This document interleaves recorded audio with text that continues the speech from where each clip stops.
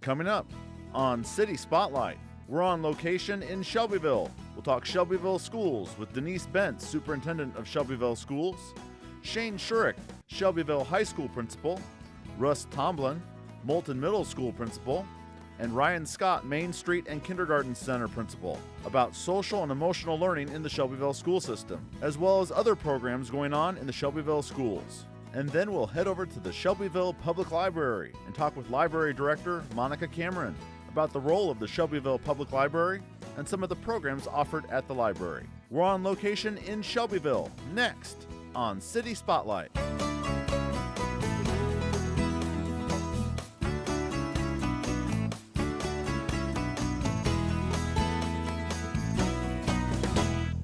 City Spotlight is supported by Consolidated Communications. CCI is honored to salute the cities and their leaders in the area, as well as providing TV, internet, and phone service to local homes and businesses. We live where we work and are proud to support the communities we serve. More information available at consolidated.com. Hello and welcome to another edition of City Spotlight. We're on location once again, this time in Shelbyville. We're going to talk Shelbyville schools in these first two segments. And in this first segment, we welcome back to the program Denise Bence, Superintendent of Shelbyville Schools. Welcome back, Denise. Thanks. And Shane Schurict, he's the principal at Shelbyville High School. Welcome back, Shane. Thank you. We're on your turf here. We're in the is this the superintendent's building? This is, yes. Okay. We'll start out in the superintendent's building here in the first two segments and head over to the library for our last. But it's been about a year since we had you guys on last, and look forward to hearing your comments on what's going on in the school district and in the three schools, since we have three principals that'll be on today. Denise, tell us about this opening semester of the school year. We're pretty much at the midway point. Well, we've had a great start to the school year. We're halfway through. That's hard to believe. I've got a great administrative staff, so it makes my job really easy. We've got a good community that's very supportive of us, a lot of exciting kind of innovative things going on that I'm sure they'll tell you about. So yeah, it's been a good first semester. Okay, we're going to hear from three of your principals in the school district about the programs that are going on. And you specifically, as we were preparing for this interview, you wanted to talk about social and emotional learning in the schools. And we're here to hear from the three principals on that. Why do you think that should have been a focus for part of our discussion today?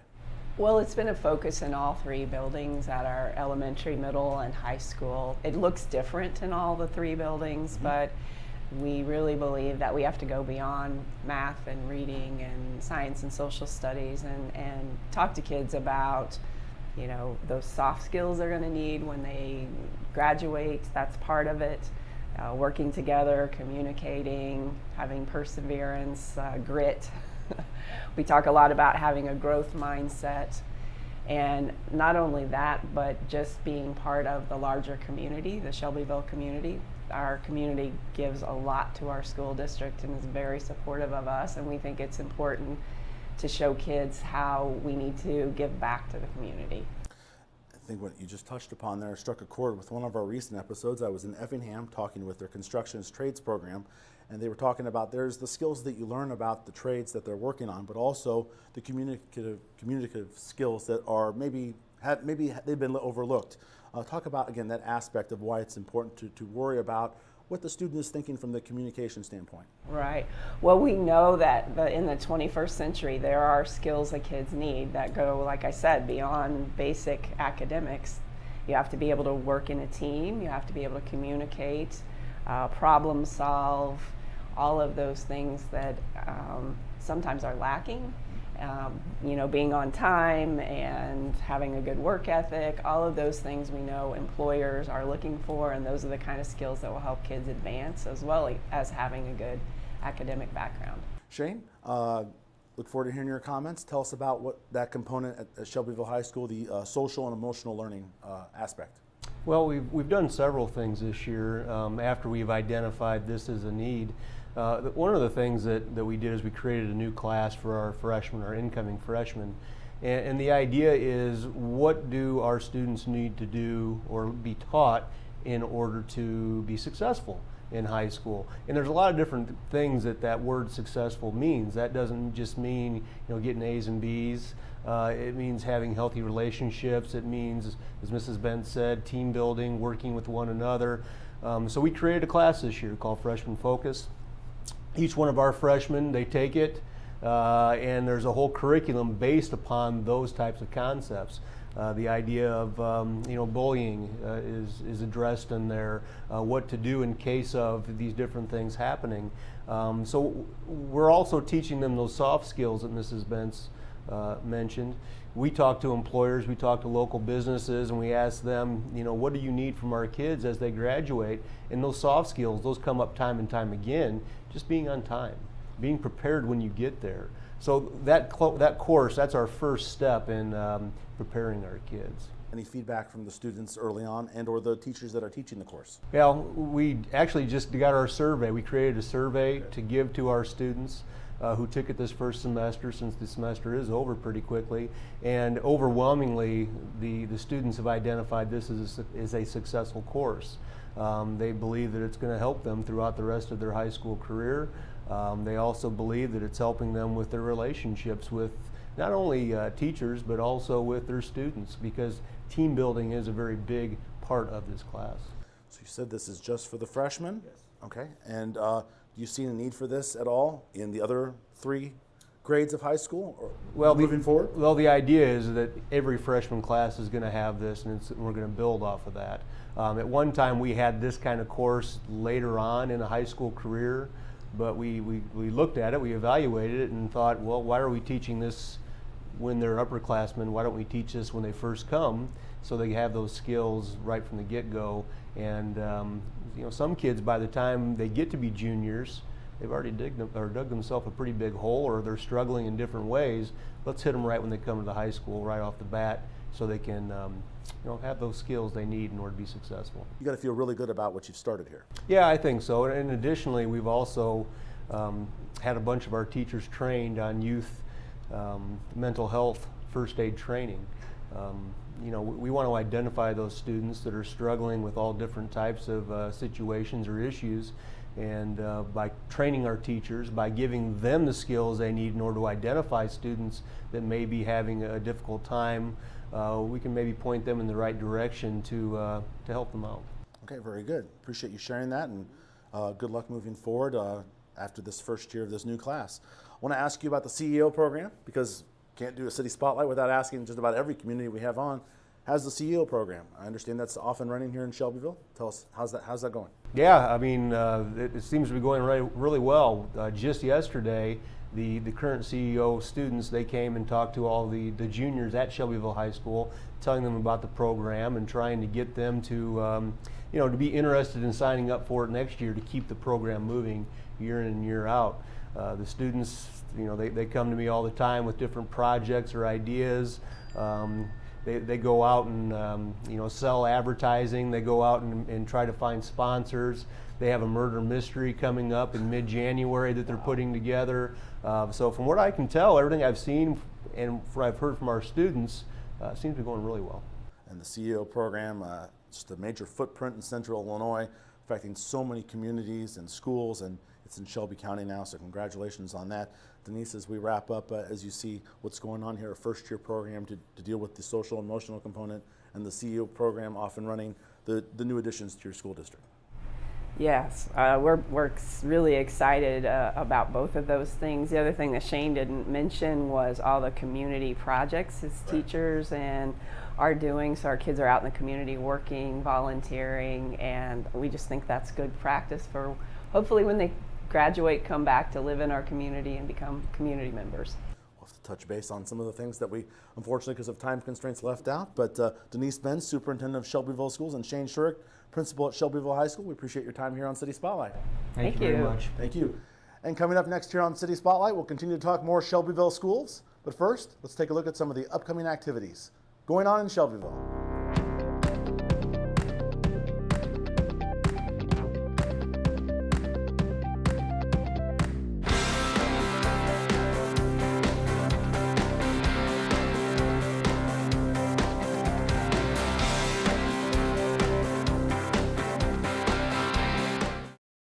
And we're back here on City Spotlight, this on-location episode on Shelbyville. We continue another segment here on Shelbyville Schools. We welcome 2 more principals from the Shelbyville School District. We have Russ Tomblin, the principal of Moulton Middle School. Welcome. Thank you. Pleasure. And Ryan Scott, he's the principal at Main Street Elementary School and the Kindergarten Center. Did I get it? Nailed it. Awesome, very good. Good start. Welcome, gentlemen. Thank you very much. First time guests on City Spotlight. We look forward to hearing your comments. Echoing some of the comments we heard in our first segment from Denise and Shane. You're both first time guests on the program. Can you tell us a bit about yourself? Yeah, like you said, my name is Russ Tomblin. I'm at Moulton Middle School. This is my 14th year in the district, my 6th at the middle school. Before that, I was a 4th grade teacher in that same building. So I love being in Shelbyville and glad to be a part of it still. All right, very good. Glad to have you on. And Ryan, can you tell us about yourself, please? Yeah, I started out, my name's Ryan Scott. I am the principal at the Elementary School and Kindergarten Center. It's my first year there, but I started out my career in Shelbyville as a student teacher, then as a teacher in the building that Russ leads. He was a leader at the time I was there as well. And I did leave to go to Central A&M for a couple years at the middle school, and now I'm back, and like Russ said, just happy to be back in Shelbyville. Different levels of experience within the school district and working together, obviously. Fantastic. So in our first segment, we kind of talked about something that Denise wanted us to focus on in this episode, was social and emotional learning in schools. I want to hear about your comments about how they're being impacted and utilized in your school. So tell us, Russ, about how it's being used at Moulton Middle School. Yeah, I really feel like the social emotional learning standards are kind of the foundation for everything that we do, especially at the middle school. One thing that we're really excited about is we just received word not that long ago that we were a 2017 Illinois ASCD Whole Child Initiative winner for the supported category. And to receive that award, there was an application process, and really what we had to do is show and identify that we try to make sure that we're addressing all of our students' needs, not just from an academic standpoint, not just math and science, but also helping them become leaders, learning about themselves, learning about empathy for others, and things of that nature. You're dealing with adolescents and the wide range of emotions that they're dealing with growing up, becoming mature people. The importance of having this type of learning in your school. Can you elaborate a little bit more on why it's important to have it? Yeah, absolutely. One of the things that we always want to make sure at all levels of education, K-12, that we're wanting to do is prepare them to be good citizens. And there's a lot of different ways to go about that, but one of the biggest pieces is just helping them learn to identify their own emotions, the emotions of others, and how to react towards people and help them, in any situation. One of the things that we're doing right now is a book study at the middle school talking about grit, and then another book study with the book Hillbilly Elegy, looking at poverty. So just trying to do a variety of things with the staff. And as far as the students go, we're doing a 5-week kind of rotation each week, circulation of that 5-week. We focus on a different skill based on a book called The Formative 5, and that looks at soft skills or success skills for life, such as grit, empathy, self-control, integrity, and embracing diversity. So really trying to look at a wide range of things that we can do to help students. Any response from the students on these interesting, non-traditional, not math, English, science type learning? Yeah, one of the more fascinating aspects is that our staff has done a great job of finding ways to have the students develop their own understanding, identify their own definition, and then recognize that in their own classmates. So there are different places throughout the building where you might walk in and see something that says, I observed a classmate showing empathy when they did this. So that's pretty neat when they actually can apply it to their everyday life. Fantastic. Ryan, can you tell us about a little social emotional learning that's going on at Main Street Elementary and Kindergarten Center? Yeah, kind of like Russ, going to what we're doing with the team of teachers versus how we're involving the kids and other people involved. The first one would be kind of getting everybody on the same vision and some of the same language, talking about the social emotional standards. So for elementary, there are 3 goals each, and then there are 10 standards, and each standard has 2 competencies. So it actually tells you what it's supposed to look like. Recognize feelings in others, identify their own emotions, and then come up with strategies to regulate those emotions, things like that Russ is talking about. And there's a lot of buy-in. The team really understands, believes that those types of skills, like Russ said, are preparing them for life. We want no kid to be more prepared for college or career than our kids, and them being able to do a few more multiplication facts in a minute. We want those things to happen, but we also need them to kind of learn about themselves, have empathy for others, be able to self-regulate their emotions, conflict resolution, those types of things. So that's gotten us on a common language and also made us have a big focus on it. So when opportunities arise, we know to recognize them and try to reinforce those skills, give kids feedback just like you would with academic. And so that's also prompted some strategy on our tone. There's some psychology to it on how you reinforce it. What are we praising? How are we doing it? That type of thing. But as far as the kids, we bring in a guest speaker each month, and we focus on a character trait each month, kind of like Russ is every 5 weeks. We're doing it once per month. Self-control, optimism, those types of traits that we want to reinforce and explicitly model what it is that it looks like, and then reinforce it by strategically pointing out with positive when they're doing it right. And also communicating that sometimes you learn these things about yourself through making mistakes. So there's some of that language too that we try to embed with it. All right, very good. Just a couple minutes left. Our segment's moving by pretty fast. I want to give you guys the opportunity to elaborate on any other programs or things you'd like to highlight at your schools. We'll keep it with you, Ryan, first. Anything else you'd like to add going on at Main Street and Kindergarten Center? Well, I mean, the SocialEmotional is a big one for this year, and I mean, this is my first year here, but I would like to say that I feel very proud to be with such a strong team of teachers. But the other kind of big focus that I'm pushing this year would have to be with technology. My third grade team just graduated from being Google certified educators. They know how to make the technology be more than just a little bit of substitution or a cool gadget in the classroom. They can actually make the learning experience something that there never could have been without it. And then they're sharing that with the second grade team. And so the next step was kind of get devices in the kids' hands. And I think that anybody that came and talked to some of my 8-year-olds would be very impressed with them being able to articulate how the learning experience is improved and things that they're doing in the classroom with technology. Thank you for your comments, Ryan. Russ, can you elaborate on anything else going on there at Moulton Middle School? Yeah, one of the things that I think continues to be exciting is just how the 3 buildings really do kind of work together and transitioning, and like Ryan was talking about as far as like monthly recognition, treating others politely is a program that we have at the middle school where the students identify classmates that really have stood out to them as far as treating others politely with that. The other thing that I'd like to highlight would be we have a committee, a subcommittee, a principals committee similar to what's at the high school, and those students are helping me identify other ways to improve our learning environment. Also just character development. So getting the students' feedback, that's one of the advantages as they get older, is they can give you a little bit more information about what they think works and what maybe doesn't. So that's something that we're definitely pretty excited about to continue working with. So hit the midway point of the school year in Shelbyville, Illinois, and getting an update from 3 principals and Superintendent Denise Bence. It's been a pleasure having Russ Tomblin, Moulton Middle School Principal, and Ryan Scott. He's the Main Street Elementary School and Kindergarten Center Principal. Gentlemen, it's been a pleasure having you on City Spotlight. Thanks so much for having us.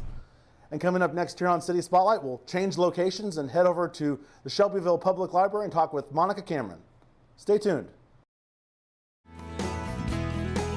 City Spotlight is on YouTube. Past episodes can be viewed on East Central Illinois towns that have been featured on City Spotlight. Just search on YouTube City Spotlight with the show number and the name of the town. Listed on your screen are the recent episodes of City Spotlight. And we're back here on City Spotlight, this on-location episode in Shelbyville. We've changed locations. We're at the Shelbyville Public Library, and we welcome to the program the library director here at the Shelbyville Public Library, Monica Cameron. Welcome. Thank you for having me. It's a pleasure. For WEIU viewers, not too long ago, you might have seen Monica on Shelbyville, This Is Our Story. Just your thoughts on the opportunity for Shelbyville, just to recap that opportunity for Shelbyville to share their story with a lot of people. I thought it was amazing. First of all, for the citizens who live here, they got to learn a lot about their hometown that they didn't know. I've had several people stop into the library and say, I hadn't stopped in here for years, but after I saw the program, I wanted to come back and see what changes you guys had made. And it just gave them a chance to come and visit the library, or again, learn more about the area that we live in. And so I thought it was fantastic. We've had positive results and reviews and just a lot of good feeling about the program. Very good. That was WEIU's 8th Hour Story program. And Your story was about the public library here in Shelbyville, and we're going to talk maybe a little bit more time than you may have gotten for that particular story, but let's start off with the history. This is a Carnegie Public Library, so tell us about that, please. We are a Carnegie Public Library. At the time, before this was started, the only library that had been in Shelbyville were called subscription libraries. And basically someone would either host it in their home or in their business, and people would pay a monthly subscription fee to get to go and check out books there. And that is just not sustainable because people don't have to give month to month. It was just if they wanted to. So another problem with that is how do you purchase enough material for all those people if they have differing wants or differing needs?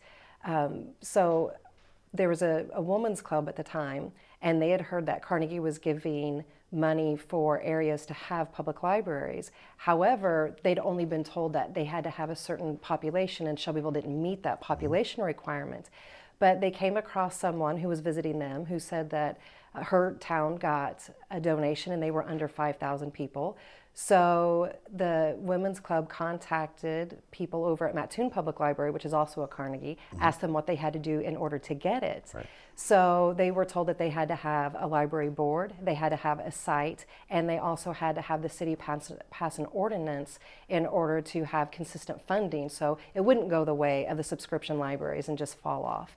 And they were able to, in just a couple of days time period, go out and get over 2/3 of the votes of what they needed by citizens. And the women couldn't vote themselves, so they couldn't sign the petition, but they were able to get enough signatures on the petition to take it before the city council and ask them to approve it, and they did. Once that happened, the city also appointed a library board and then submitted the information to Andrew Carnegie. The school board at the time offered the site, and once everything went through with that, he granted Shelbyville $10,000. We had enough citizen support that they were able to match $10,000, and I think that's why our library is so beautiful and while it's still standing today. This library, as you already used the word donation, wouldn't be possible without the community's donations. Absolutely, and not just in the past. Consistent and current donations. We have a lot of interest, but we also have a lot of people who it's more than just a passing interest. They absolutely adore this place. And for whatever reason, maybe it was a sanctuary for them, maybe they came here and we had what they needed to get them further in their life with education or learning experiences, but it holds a special place in people's heart. And through their contributions, we've been able to make a lot of changes to the library. All right, very good. You have a lot of programs that you offer here to the community, and in our last two segments here, we talked with Shelbyville school leaders and your involvement with the schools and going there and them coming here. Talk about that aspect involved with your different programming that you have. Sure. That whole mindset of getting involved with the schools has been around since the inception of the library. In fact, one of the first library board members, that's what he was most excited about. He felt for adults that maybe a lot of them wouldn't use the library very much, but that if we could get kids in from a very young age, they would be lifelong users of the library. So again, that programming has been something strong throughout the history of our library. It's really fantastic. We have a lot of parents and a lot of the staff involved with the school and preschools around who are also excited about getting involved. So whenever we have a program, we might send one of the staff members there for outreach, or we might invite them here. But we have several of the preschool programs where they actually bring the children here so they get to spend time in the library, see what we have, interact with the staff, and just find a little bit of this place here that they can call their own. And then as they get older, the programming runs into our summer reading program, and a lot of them come back because they came as preschoolers. Right. And something new that we're trying to do is get some programming for a little bit older kids. So this December, actually, we're going to host a bingo for 4th, 5th, and 6th graders and try to get some of them into the building. And I'm also going to have an adult coloring night on Tuesday just to try to do something for adults, because we don't want to just focus on the kids, even though that has been very successful. And we feel like that's why a lot of them come back whenever they have kids, because they have such fond memories of the library. I've never heard of an adult coloring night. I've heard of an adult Easter egg hunt, but Sounds like a lot of fun. Yeah, we're just going to have no Christmas items allowed. We're going to listen to some calming music, and so when everyone's feeling that Christmas stress, it'll give them a chance, adults, to come and just do something to maybe hang around some other people and get away from thinking about everything they still have to do or clean or wrap or purchase. Wow. Just a couple minutes left with you, Monica. Our time is flying by. Just a couple of questions left. How has technology changed the way the library is used? It's certainly changed the way people come in and use the library. Of course, whenever we started 113 years ago, there were no such thing as computers. People were here just for books or to get warm. On Sundays, they couldn't check out books, but the library was open and they could come in and get warm in front of the fireplace. Right. Since then, of course, we have our computers, and even the way that computers are being used is changing.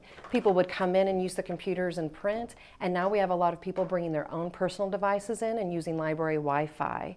And so while they're here, maybe not using our computer, they're still using internet access to get on their devices. Right. But they're also coming in so that they can print material, fax material, scan material, look up and research some things using databases, which weren't, of course, available 113 years ago. Wealth of resources at a library. Very good. Final question for you. It's a very simple question. Look forward to your response. What is the role of this public library to the community of Shelbyville? Oh my gosh, I think, again, we start off with the kids, and if we can get them in here and realize it's a fun place for them to be, that we're a resource for them, not just a fun place. If we can be both, then I think that's pretty awesome. And again, a lot of adults are bringing back their kids because of those reasons. They're bringing them back for use of material or also for the entertainment value of the library. And I like one thing that you had mentioned in your Shelbyville story that you told was how the students, getting the kids here to be excited about the library. Maybe if you could touch upon, obviously you want them to get to check out the books and use the resources, but talk about that component of getting the kids excited about being here. Yeah, a lot of them, if they're using the school library, that's one thing, but to actually be able to come here and get out of the school building for a while, for some of them that's pretty exciting by itself. Mm-hmm. But when they come here, I think most people are surprised. They'll find something they didn't know before, or learn about something that they didn't know that we had access to before. And I think it always leaves them feeling, wow, with that, just, that wow, that's a pretty good place to be. I have a lot of fond memories of being in Charleston's Carnegie Public Library, so the library is always a great place to be in. Again, a wealth of resources to use. The library director here at the Shelbyville Public Library, Monica Cameron, we appreciate your time here on City Spotlight. Thank you so much for coming and visiting us. Pleasure. And that'll wrap up this on-location episode here in Shelbyville. We talk schools and the public library. Thank you for watching, and we'll see you next time. City Spotlight is supported by Consolidated Communications. CCI is honored to salute the cities and their leaders in the area, as well as providing TV, internet, and phone service to local homes and businesses. We live where we work and are proud to support the communities we serve. More information available at consolidated.com.